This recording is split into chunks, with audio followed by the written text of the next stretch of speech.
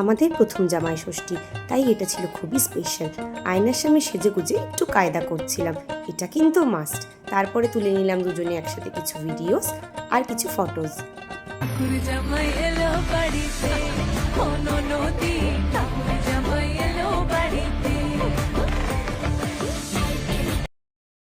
আমরা চারজন একসাথে রেডি হয়ে বেরিয়ে পড়লাম ওই বাড়ির উদ্দেশ্যে।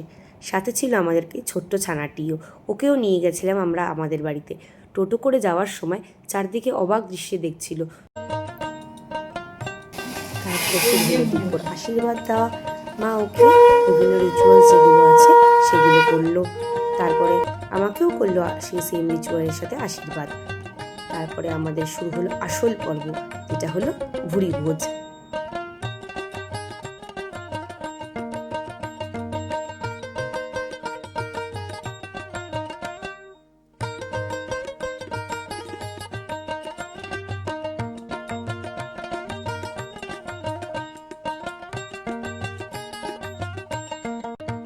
তারপর আর কি, খাওয়া দাওয়া সেরে চলে এলাম আমরা এই বাড়িতে আবার ফেরত।